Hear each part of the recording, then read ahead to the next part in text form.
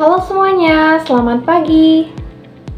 Pertama-tama, perkenalkan nama saya Agustania Dewi Saputri, Prodi PGSD dari kelas C16. Pada kesempatan ini, saya akan mempresentasikan hasil observasi yang telah saya lakukan untuk memenuhi tugas mata kuliah perkembangan peserta didik. Tujuan dari observasi ini dilakukan adalah untuk mengetahui perkembangan peserta didik pada aspek fisik dan motorik, kognitif, bahasa, sosial, moral, dan emosional. Subjek yang saya observasi pada tugas ini adalah seorang peserta didik yang berinisial A, berusia 10 tahun lebih, dan sekarang ia duduk di kelas 5 SD atau sekolah dasar. Observasi ini dilakukan melalui metode wawancara dan pengamatan secara langsung.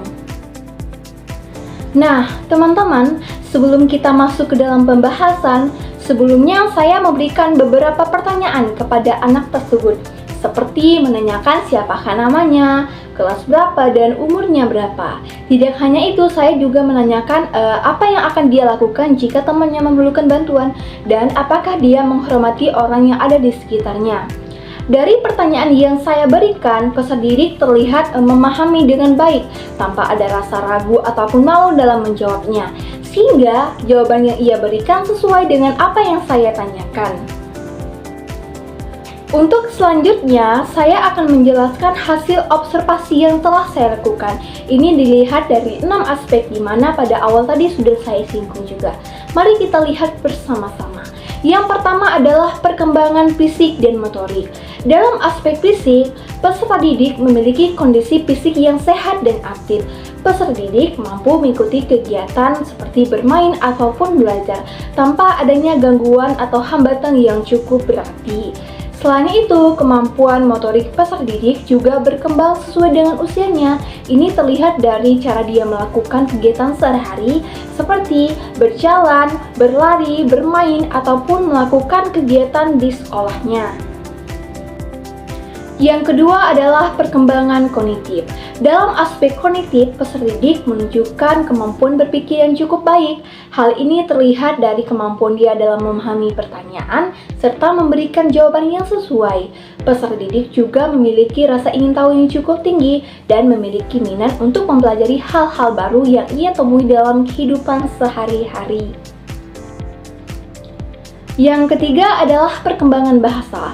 Dalam aspek bahasa, peserta didik mampu berkomunikasi dengan baik menggunakan bahasa yang mudah dipahami. Peserta didik dapat menjawab pertanyaan dengan jelas serta mampu menyampaikan pendapatnya secara sederhana. Hal tersebut menunjukkan bahwa perkembangan bahasa peserta didik berkembang sesuai dengan tahap usianya. Yang keempat adalah perkembangan sosial.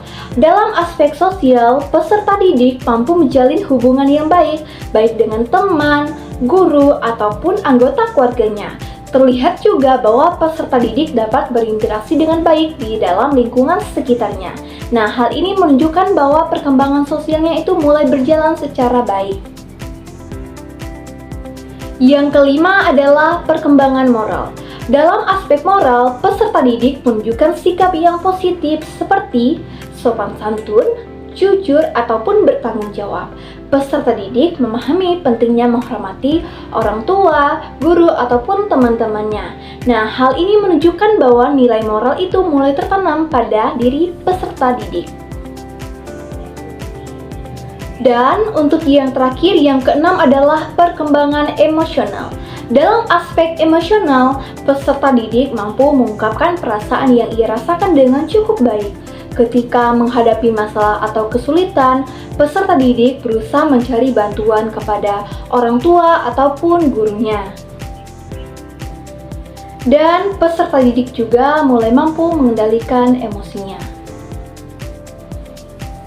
Berdasarkan hasil observasi yang telah dilakukan, dapat disimpulkan bahwa peserta didik yang berinisial A menunjukkan perkembangan yang baik pada aspek fisik dan motorik, kognitif, bahasa, sosial, moral, dan emosional, sesuai dengan tahap perkembangan anak sekolah dasar.